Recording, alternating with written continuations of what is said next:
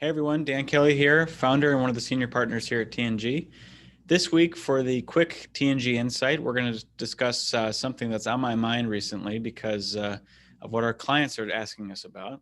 And this is specifically how to de-risk a professional services SOW. The short and sweet of it, the easiest way to de-risk an SOW for services is via milestone-based payments. Most people, if you've been in the industry for a while, have heard of milestone-based payments versus the other option is obviously time and materials. I hate time and materials for lots of reasons. I'm not going to rant here for hours, but I could. But let's say, just for the sake of argument, that you've experienced time and materials SOWs in the past, and they probably haven't worked out too well for you. Or they cost twice as much, or they took twice as long. Does any of that sound familiar? Well, milestone-based payments is a way to deflect that sort of behavior that is in a typical labor arbitrage firm. So now what I don't want you to do is, because you're probably thinking right now, Dan, yeah, I've heard of milestone-based payments. I use them sometimes, fine, great, whatever. However, I don't want you to align milestones to hours.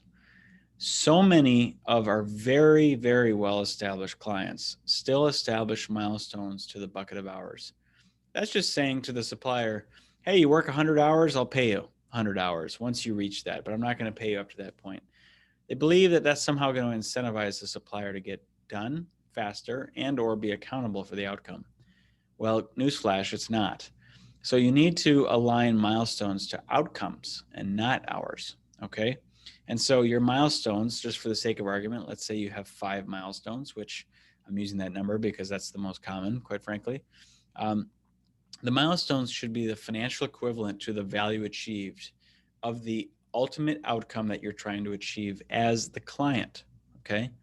And so before you even sign on the dotted line for the SOW, what you need to do with your suppliers is you need to create a storyboard framework from start to finish. Specifically, finish is where you come in, and that's what is the outcome going to look like? What does great look like? And then let your supplier tell you what the steps are to get to great. And then you align those steps to milestones, right? And these are the steps to get to that outcome. And that is what you tie the financial payments to, not by hours, not by number of resources, not by a stage gate process and the classic waterfall methodology. No, don't do any of that, please.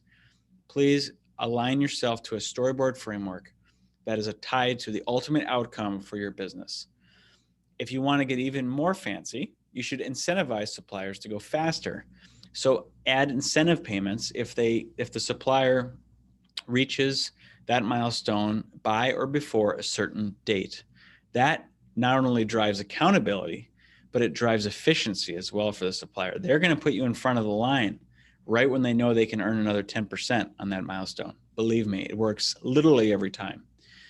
Now, if your supplier is not accepting of this approach, and what I mean by this approach is milestone-based payments that aren't simply attached to hours, okay? Fire them. Fire them faster than you've ever fired anyone before.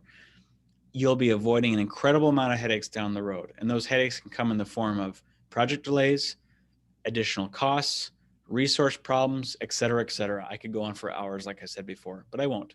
So if you have any questions about this, feel free to reach out to me directly.